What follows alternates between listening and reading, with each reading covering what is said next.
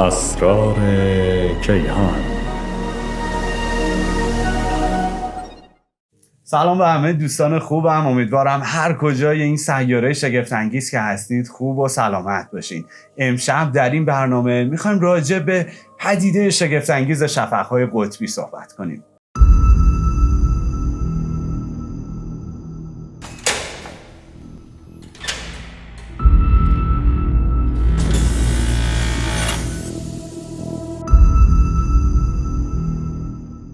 مهمون ویژه امشبمون ماجراجوی همیشگی دوست عزیزم مهدی پارسای عزیزه. مهدی جان خیلی خوش آمدید. مرسی، متشکرم. خیلی خوشحالم اینجا. مرسی. قربونت برم. مخصوصا با این فضای نجومی.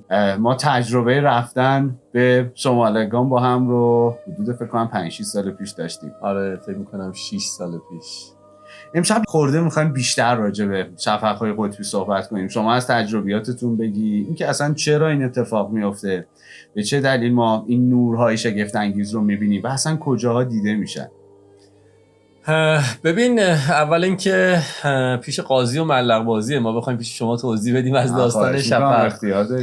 من شاید ترجیح بدم که به عنوان یه مشاهده‌گر صرفا از داستان شفق‌ها بگم، ولی چیزی که مشخصه، چیزی که از قدیم من به عنوان یه ماجراجو، به عنوان یه علاقه‌مند به سفر راجبش میدونستم و همیشه دنبال میکردم، این بود که فقط میدونستم و شنیده بودم نورهای، حالا اون موقع فکر میکردم صرفا سبز رنگی که توی آسمون وجود داره و شنیده بودم توی قطب دیده میشه. این تنها چیزی بود و دیتایی بود که من داره راجب این شفق‌های قطبی داشتم. خب بعدها که بیشتر پرسجو میکردم، بیشتر وارد شاید این حوزه شدم، فهمیدم که خب ما به خاطر فعالیت‌های خورشیدی، جالبه که حالا این پدیده رو ما تو شب می‌بینیم، خیلی وقت من میگم بچه‌ها تعجب می‌کنن، ولی در واقع به دلیل زنده بودن خورشید و حیات خورشید یک پدیده‌ای داریم به اسم پدیده شفق قطبی یا آرورا. همه رو مدیون همون تنها ستاره منظومه شمسیمون خورشیدیم. آره.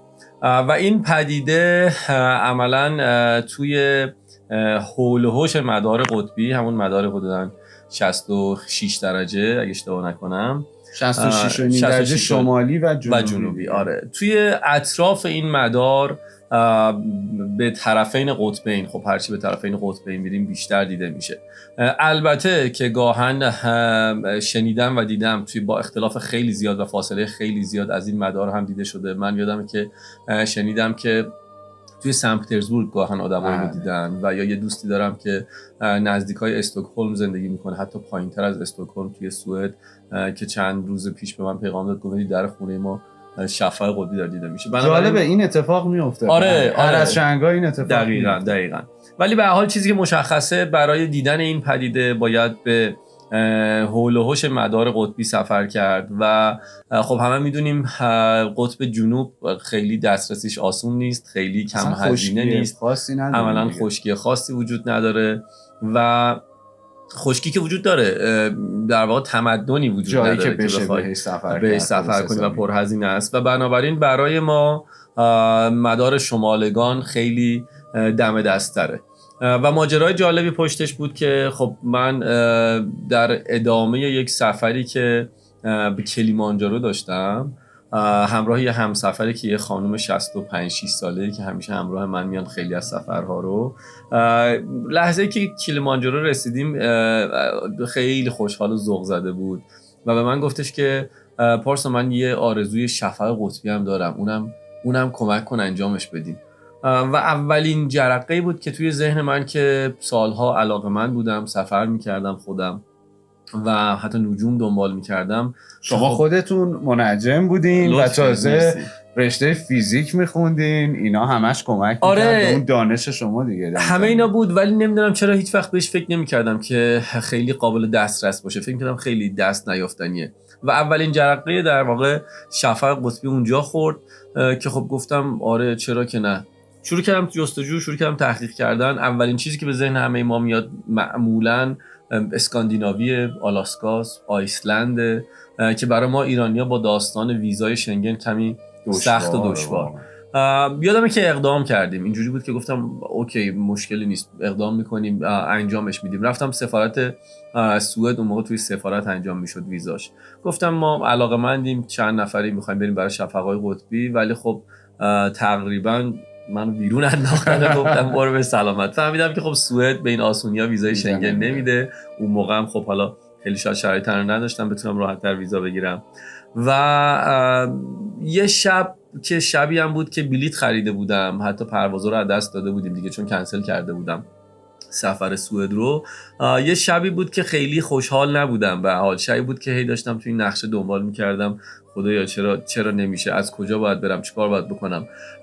یه وقتایی دیدی یه چیز خیلی بزرگ جلو چشته و نمیبینیش و معمولا داری دنبال چیز جزئی تر میگردی. اون قسمت بزرگی که من نمیدیدم بهش روسیه بود. عجب. که نه میخوندیم خیلی راجع بهش، نه خیلی باب بود اون موقع که خب اوکی از روسیه هم میشه دسترسی پیدا کرد به مدار قطبی، ولی اطلاعی در موردش نبود اصلا. نه خیلی اطلاع کم بود، کمان که خودت هم اون سفر اول با من بودی. حالا سفرهای یالته همون هول و هوش اول نبود، ولی به هر حال همون هول و هوش همراه من بودی. شهر اصلا فضای گردشگری و توریستی نداشت، یعنی خود مردم هم و گردشگری شهر هم پتانسیل گردشگر نداشتن. من نگاه کردم توی نقشه، خیلی صادقانه و راحت بخوام بگم دیدم که فونت یه اسم یه شهری درشتر از بقیه است. نگاه کردم دیدم که یه شهریه به اسم مورمانسک که بعدها برای ما دیگه یادآور، خیلی این اسم خیلی پررنگ شده، خیلی باب شده، یادآور آره خیلی خاطرات سفر قطبی برای ما. شروع کردم جستجو کردن، دیدم که نوشته یه بندرگاه صنعتی پر از نیروگاه. اونم شاید توی ویکی‌پدیای انگلیسی. آره فارسی چیزی وجود نداشت. مطلقاً هیچ چیزی وجود نداشت. یادمه که سرچ کردم دیدم که نوشته که یه بندرگاه صنعتی، خیلی تاکید کرده بود تو تریپ ادوایزر میخوندم اون موقع یادمه، خیلی تاکید کرده بود که یه نفر تاکید کرده بود که یه بندر خیلی زشت صنعتی هم هست که هیچ چیزی هم نداره، نه رستوران درست حسابی داره، نمیدونم نه چیزی، ولی از این شهر میشه شفق قطبی رو دید.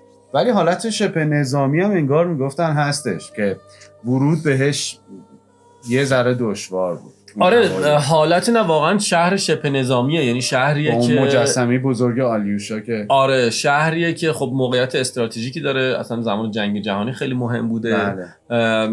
چیزی که من اون موقع شنیدم، حالا خودت هم اومدی تجربه کردی میدونی، سالهای اول خیلی سخت میگرفتن ورود ایرانی‌ها رو به این شهر، اونقدر که تو فرودگاه دستگیرمون می‌کرد. آره خیلی شرایط سخت بود و یکی از دلایلش این بود که من شنیدم که یعنی میدونم که اونجا نیروگاه‌های هسته‌ای داره. میدونم که به حال به لحاظ در واقع نظامی موقعیتی که داره مرز شنگن برای روسیه و نقطه ورود به دقیقاً مرز 3 تا کشور دیگه، روسیه، فنلاند و نروژ. حالا دقیقاً آره. و به این دلایل منطقه خیلی مهمی بود براشون. خب روی ایرانی‌ها هم که همیشه حساس هستن و بنابراین ورود به منطقه خیلی کار سختی بود. خیلی پرسجو کردم، تصمیم گرفتم که مجبور بودم، میدونی روسا خیلی با زبان انگلیسی رابطه خوبی ندارن و مجبور بودم یه راهنمای محلی گرفتم و به هر حال اولین سفر ما به سمت مدار قطبی در مورمانسک حدود 7-8 سال پیش رقم خورد. بله دقیقاً، که ما هم فکر می‌کنم دومین سفری بود که آره شما هم سفر شدیم با هم و چقدر سفر پرخاطره شد برای هممون. یعنی بعد از اون سفرهای خیلی زیادی رفتن بچه‌ها، ولی اون سفر خاص یه سفر واقعا ویژه بود برای هممون. آره اون سفر بسیار ویژه بود به 2 دلیل. سفر قبلی که رفته بودم، حالا این خاطرم بگم که بد نیست، چون اولین برخورد من و اولین دیدار من با شفق قطبی بود. خب اطلاعاتی داشتم راجبش، سرچ میکردم اون موقع، خیلی یوتیوبم حالا کمتر از الان حداقل ایران باب بود، جستجو میکردم. خیلی از ویدیوهایی که میدیدم که از رقص این شفق هاست، خب میگفتم این تایم لپس دیگه، اینا رو ادیت کردن، تدوین کردن، یعنی منتظر همچین صحنه‌ای نبودم.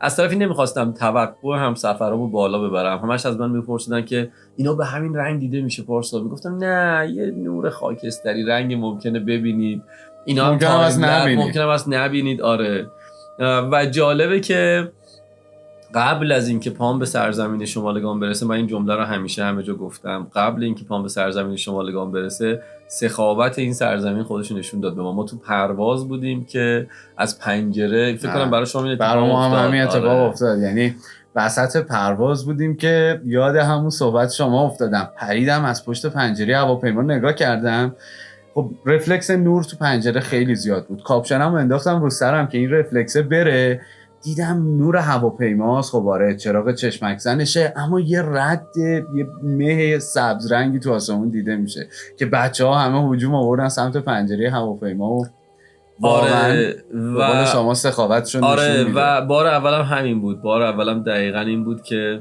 ما قبل اینکه برسیم اون شفق رو دیدیم. اما سفر شما خاص‌تر بود به دلیل اینکه خب معمولاً هم سفرهایی که همراه من هستن شاید خیلی تخصصی صرفاً برای این پدیده، برای نجوم، برای این آسمان با من راهی نمیشن. عوامل مختلف، یه جای تاریخی میخوان ببینن، موزه میخوان ببینن، فرهنگ با هر سلیقه ببینن. آره بنابراین ما توی این سالهایی که یادم نیست چند بار این سفر رو رفتم و اجرا کردم، ما معمولا اینقدر زیاد بوده آقای پارسا، اینو به جرئت میگم جزو معدود افرادی هستن که در اون منطقه شمالگان زندگی نمیکنن، ولی اینو به جرئت میگم بازم بیشترین تجربه سفر به اون منطقه و تماشای شفق قطبی رو دارن. لطف دارید، مرسی. درسته؟ شوخی میکنم هر سال شاید هم یه موقع سالی 2-3 بار این تجربه رو داشته پارسال که خب همین دقیقاً از 2-3 نقطه مختلف. ولی چیزی که جالبه اینه که خب با بچه‌ها که میریم معمولاً یه شب 2 شب که شفق میبینیم دیگه اون سرما و اون انرژی که از آدم اون سرما میگیره، اون تلاشی که باید هر شب برای پوشیدن اون چندین لایه لباس بکنی، اینها معمولاً خسته‌شون میکنه، میگن خب اوکی دیگه ما 2 شب دیدیم دیگه خسته ایم. اما گروه شما خیلی تجربه متفاوتی بود و من همیشه اینم بگم که نگرانم که الان کسی سردش نشه، کسی مثلا نمیدونم هایپوترمی نشه، انگشتاش یخ نزنه رو زمین، یه وقت لباسش خیس نشه اینا.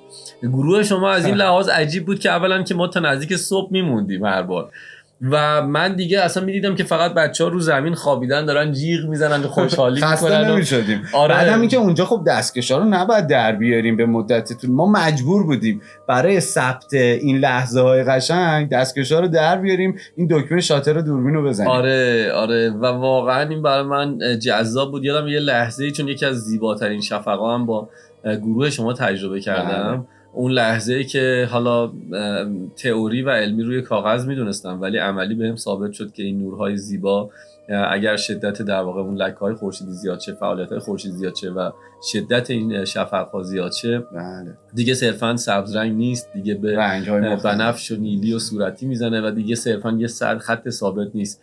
دیگه آدم میپذیره که باور در واقع قوم سامی‌ها، اسکیموها، ننت‌ها و خیلی از کسایی که اونجا زندگی می‌کردن که باور داشتن رقص فرشته‌های آسمونه واقعاً دیگه میرقصیدن دیگه و ثابت نبود. توی یکی از این شبا بود که حالا نمیدونم یا شب یکی مونده به آخر بود یا آخرین شب سفرمون به مدار شمالگان توی همون مورمانسک، یه جا رفتیم که یه دریاچه یخ زده بود، انتهای رودخونه‌ای بود که میگفتن یخ زده، دور تا دورمون درخت‌ها سوزنی شکل. یه دفعه رقص و شفق‌های قطبی تو آسمون شروع شد و دریاچه یخ زده بود، ما رو دریاچه وایساده بودیم، یعنی من مطمئن بودم زیر پامون حیات جریان داره، اما شفق‌های قطبی هم آسمون رو رنگ و رنگ کرده بودن دیگه. ببین داستان حداقل برای من اینجوریه، داستان این سرزمین به نظر من جادویی زیبا اینه که شاید صرفاً اون شفق‌ها زیباترین و خاصترین پدیده اونجا نیستن، اینقدر لوکیشن ها زیباست، اینقدر خود جاده ها رو دیدی، اینقدر جاده ها زیباست. آره که اینا یک در واقع مجموعه کاملن، خودشون یک مجموعه کاملی از زیباترین پدیده های طبیعتن. آره اونجا دریاچه‌های یخزده خیلی زیادی داره. یادم که اولین بار از اون لیدر محلیمون پرسیدم که این منطقه‌ای که ما هستیم، حالا منظورم اون نوار شمالی همون مورمانسک و اون منطقه، گفتم که اینجا چقدر ما دریاچه یخزده می‌بینیم، بعد اینجا چند تا دریاچه یخزده داره، بعد به من گفتش که به انگلیسی گفتش که 300,000 تا. و من فکرم که این داره اشتباه میکنه. گفتم که 300 تا دیگه. گو نه 300,000 تا. گفتم 30,000 تا. گو نه 300,000 تا.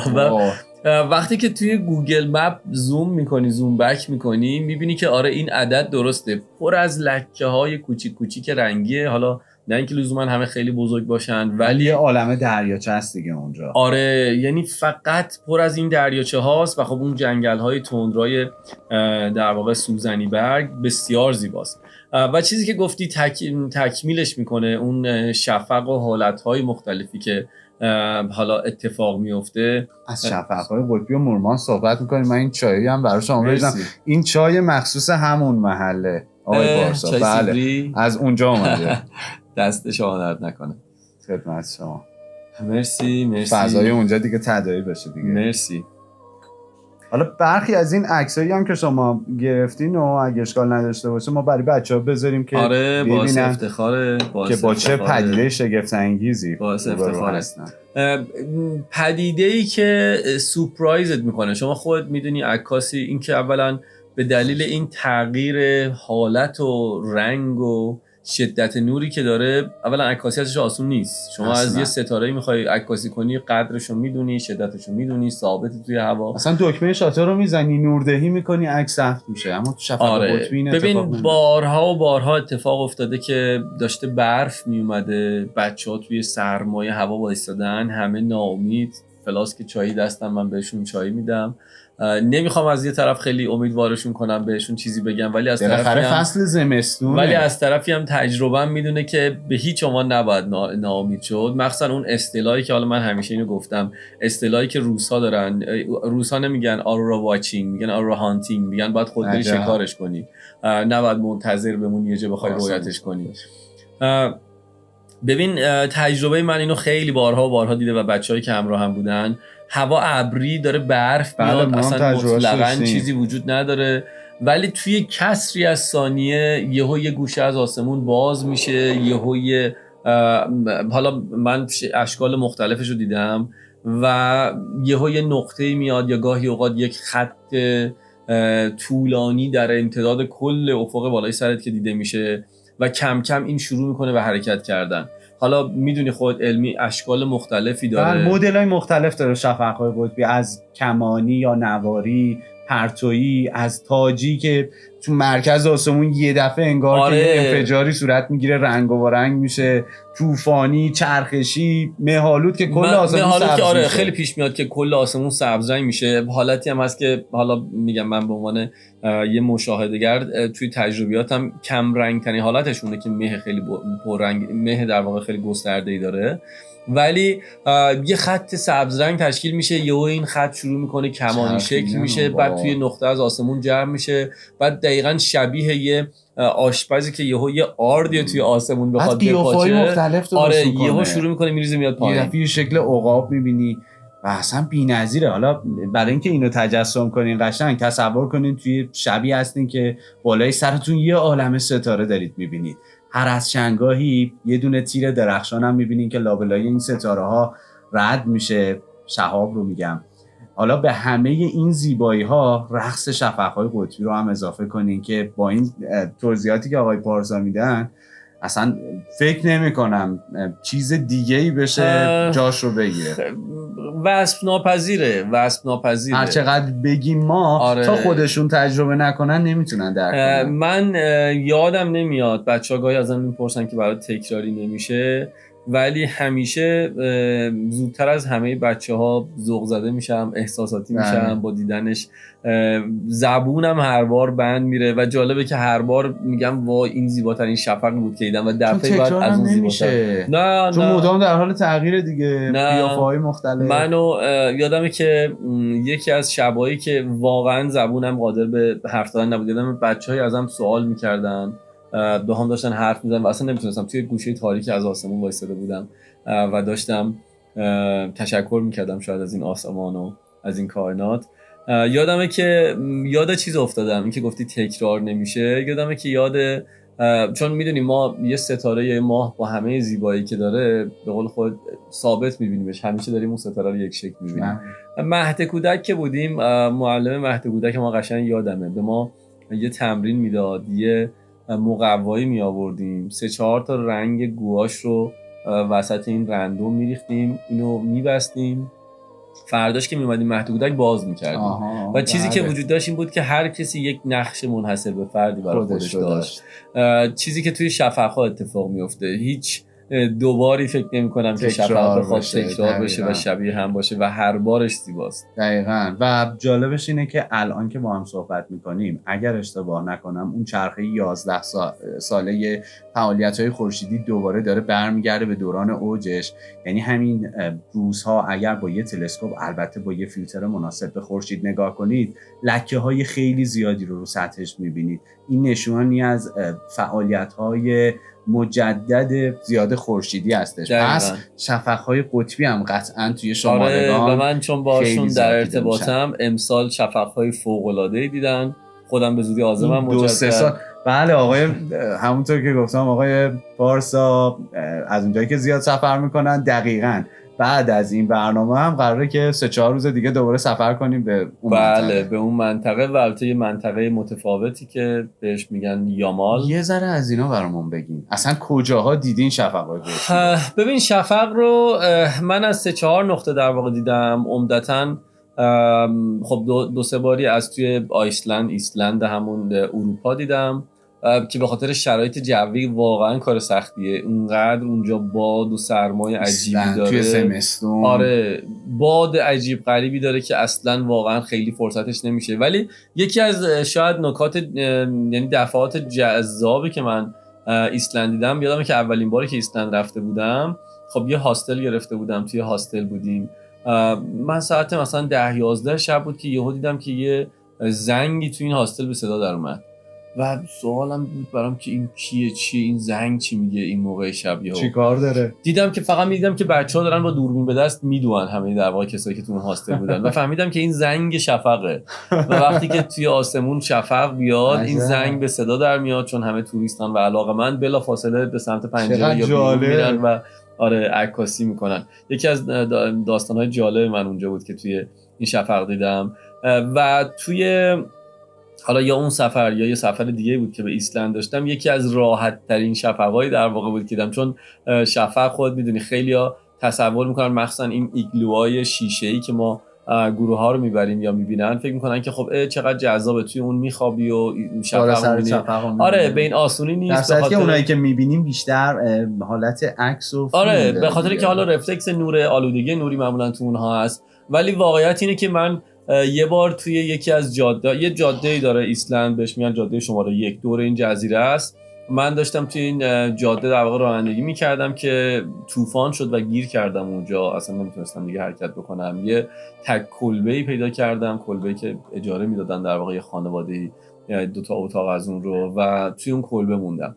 و اون شب یکی از رویایی ترین شب‌های من برای دیدن شفق قطبی بود، برای اینکه دقیقاً تخت خواب من رو پنجره بود و وقتی چراغ خاموش میکردم از توی رخت خواب منظری آره شفق قطبی ببینم و طبیعی. بله. نه اینکه حالا به توی اون ایگلوهای شیشه‌ای من توی یه کلبه فضای خیلی لاکچری، من توی یه کلبه توی یه کلبه بودم که خب فضای خیلی گرم و ایسلند هم میدونید حالا اینم برای دوستان در واقع علمی ما جذاب، ایسلند گرمایش این کشور از گرمایش از زمینه به خاطر در واقع آتش فشانی منطقه و عملا رایگانه در واقع انرژی. بنابراین خونه ها همیشه گرمن، همیشه خیلی فضای در واقع خوب و راحتی داره. من توی این خونه خوابیده بودم، راحت داشتم از پنجره شفق می‌دیدم که از راحت ترین شفق‌هایی بود که اونجا دیده بودم. ولی از ایسلند تجربه جالب. آره خیلی از ایسلند این پدیده رو دیدم. توی منطقه روسیه خب از مورمانسک دیدم و این گزینه آخری که الان مطرح شد یک سرزمینی هست به اسم یامال. یامال به زبون خود بومی‌های اون منطقه به معنی انتهای دنیاست و اقوامی اونجا زندگی میکنن به اسم ننت‌ها. ننت‌ها یکی از قبایل قدیمیه. آره اگه بخوام خیلی ساده و عامیانه بگم برای اینکه تصویری از این آدم‌ها و از این توضیح من داشته باشن بچه‌ها، اونم اینه که تنها ما چون این معمولا اقوام بومی مناطق قطبی به اسکیمو میشناسیم، درسته مال اینجا همه لزوما اسکیمو نیستن، ولی ما همه تو ذهنمون یه کارتون نانوک میاد و یه اسکیمو، یه ایگلو. تنها عملا بومی های در واقع محلی، تنها عشایر قطبی یا خیلی ساده بگم تنها اسکیموهای باقی مانده روی کره زمین توی این منطقه زندگی میکنن، اقوام ننت که کاملا بدوی. اینا گله‌دار گوزن هستن، زندگیشون بر اساس گله‌های گوزن و مهاجرت گوزن‌ها میچرخه. اینها حمل و نقلشون گوزنه، لباس تنشون گوزنه، خورد و خوراکشون گوزنه، خونهشون و در واقع مسکنشون از پوست گوزنه و زندگی اینها بر حول در واقع حیات گوزن قطبی میگذره. عجب. آره اونجا واقعا یکی از خاص‌ترین جاهایی بود که خب من سفر کردم سال گذشته و یک اکسپدیشنی بود که در واقع گروه کوچیکی همراه کرده بودم که امسال همراهی میشم. اونجا هم یکی از شاید بکرترین ها بود، برای اینکه به هر حال ما وقتی که توی منطقه مورمانسک هستیم همیشه داخل شهریم، باید حرکت کنیم، خارج شهر بریم که شفق ببینیم، ولی با دنیای امروز کاملا در ارتباطی. آره ولی وقتی توی قبیله در واقع ننت ها هستی توی سرزمین یامال، ساعت‌ها و کیلومترها از شهر و تکنولوژی به دوری کنار یک خانواده قطبی که با پوست گوزن لباس دارن و دارن قطعا اون شب گوشت گوزن هم میخورن، در واقع کنار اونها هستی و هر موقع اراده بکنی از این چادری که اون هم از پوست گوزنه بیای بیرون، احتمالاً توی آسمون یک شفق رویایی داری. و چند تا تصویر من از شما دیدم که تو اون منطقه ثبت کرده بودی. آره من البته اونجا چون شرایط خیلی سخت بود و از نظر دما هم قابل قیاس نبود با مورمانسک، خب دوربین حرفه‌ای همراهم نبود ولی یک دو تا عکس با اینقدر شفق‌های قطبی شگفت انگیز بودن توی این منطقه‌ای که آقای پارسا بودن که حتی با تلفن گوشی ساده موبایلتون هم شما میتونستید یه عکس خارق‌العاده ثبت کنید. حالا برای بچه‌ها می‌ذاریم ببینن عکسشو. فوق‌العاده است اون منطقه یامال و شفق‌های قطبیش، چون آلودگی نوری هم نیست و در واقع شدت این شفق‌ها هم زیاد بود و رویت خیلی راحت رویت میشه، به راحتی با موبایل هم میشه اینها رو ثبتش کرد. خیلی عالی. این که میگیم عکس برداری از رقص شفق‌های قطبی کار ساده ای نیست، چون ما برای ثبت دنیای تاریک، طبیعت آسمان شب، حتما باید این دیافراگم دوربین رو باز نگه داریم تا بتونیم نوردهی بکنیم و اون ستاره‌های حالا کم فروغ رو ثبتشون کنیم روی عکسامون. ولی برای شفق‌های قطبی این اتفاق شاید خیلی راحت نباشه، چون شما میایین تنظیم میکنین، یه دفعه رقص شفق‌های قطبی که شروع میشه انقدر رو درخشان هستن این توده ها که عکس شما کلن از بین میره. دقیقاً. آقا از این من اینو برای شما گذاشتم، دستون درد نکنه، چیز نیست به خدا، نمایشی نیست. نه مرسی، متشکرم. امیدوارم که هر کدوم از شماها هر جای این کره خاکی که هستید، اگر مثل ما این آرزو رو دارید که این شفق‌های قطبی رو یا هر پدیده شگفت‌انگیز طبیعت رو ببینید، این اتفاق براتون بیفته و اینکه این رقص شگفت‌انگیز شفق‌های قطبی رو شما هم از نزدیک بتونید تماشا کنید. خب مهدی جان، شما اگر منم این آرزو رو میکنم برای بقیه، ولی یه چیز مهمتری که میخوام بگم اینه که احتمالاً اگر الان این آرزو رو برای بقیه بکنیم، خیلی میگن برو بابا، صداشون از جای گرم در میاد، نمیدونم مگه میشه، مگه شدنیه، مگه با این هزینه ها، با این شرایط. ولی چیزی که میخوام بگم اینه که داستانش خودش مفصله، داستان زندگی من خودت شنیدی توی پودکس بود، توی پادکست بود و حالا ولی داستان اینه که من به عنوان کسی میخوام این آرزو رو بکنم و این پیشنهاد بدم که دنبال آرزوهاتون برید، که خودم از صفر شروع کردم این کار رو، چیزی که هیچ وقت فکر نمی‌کردم. حتی گاهی به من میگن که مثلا شفق قطبی یا نمیدونم ایسلند یا نمیدونم کلیمانجارو یا جزایر گالاپاگوس یا خیلی از اینا که عکسش سالها روی دیوار اتاقت بود، خب داشتی آرزو میکردی که بری. گاهی میگم اینا نه، حتی آرزو هم نمیکردم، یعنی فکر میکردم که اینقدر دست نیافتنیه که نشدنیه. ولی نه، واقعا میخوام بگم که اگر کسی از یک حداقل بیسی خانواده کاری تحصیلی در واقع برخورداره، نمیخوام بگم که واقعا شدنی برای همه، ولی میخوام بگم که 100% من تضمین میدم به شخص، برای هر کسی بخواد امضا میکنم و مینویسم که اگر کسی بخواد نشدنی نیست. به خاطر اینه که خودشون این راه رفتن ها. یعنی اگر شما هم این قضیه براتون صدق میکنه، مهدی جان دقیقا این تجربه رو داشتن، از صفر شروع کرده کارشو و الان فکر میکنم یه لیست بلند بالایی از کشورهایی که تا الان رفتی رو میتونی بنویسی. و برای من یک روزی که پامو خیلی دورم نبود این روز، با افتخار میگم واقعا فکر نمی‌کردم هیچ روزی پامو از ایران بتونم بذارم بیرون. الان خیلی حداقل راهکار هنوز همون آدمم، خیلی فرقی نکرده، آدم پولداری نیستم که توی پنت هاوس زندگی کنم و ماشین زیر پام باشه. دید خود با موتور الان اومدم اینجا. ولی چیزی که مسلمه اینه که حداقل راجع به شفق قطبی میتونم در واقع تضمین بدم که اگر کسی واقعا دوست داره، اگر کسی دیدن یه پدیده این چنین، یعنی نه لزوما شفق ولی رویای دیدنشه، شک نکنید که شدنیه. ممکنه برای یه نفر 1 ماه زمان بگیره، برای یه نفر 6 ماه، برای یه نفر 1 سال و یا 2-3 سال، ولی بیشتر از اون نخواهد بود و بهش خواهید رسید. من فکر می‌کنم که چند تا راهکار ساده است. قطعاً کار سختیه، قطعاً تلاش چند برابر میخواد. اگر یه جا کار میکنید قطعاً یه کار اضافه میخواد، قطعاً پس انداز پول میخواد، قطعاً از خیلی رستوران رفتنها، لباس خریدنها و خیلی از آسایش‌ها یک جا نشستن و آرزوی خالی کردن کفایت نمیکنه. دقیقاً. و از اینها ولی به راحتی شدنیه، چون روسیه خوشبختانه نزدیک ماست، مقصدیه که نسبتاً راحت ویزا میده، مقصدیه که الان این روزا که برای بلیت ترکیه توی این تاریخ این روز که این ویدیو ضبط میشه که بلیت ترکیه برای نوروز میدونم 30 خورده میلیون تومانه، بلیت روسیه نزدیک 10 تومانه، یعنی اصلا چیز دور از ذهنی نیست. و من خودم هر آنچه که بدونم، هر آنچه که لازم باشه اگر کسی رو راهنمایی بکنم این کارو خواهم کرد که چجوری با کمترین هزینه و به راحتی اگر خودشون یه تجربه سفری دارن میتونن تنهایی، اگر نه که با یه گروهی، چجوری میتونن با یه هزینه خیلی کم صرفاً برای دیدن این پدیده سفر بکنن و این آرزوی بزرگ رو تبدیل به یه خاطره بکنن.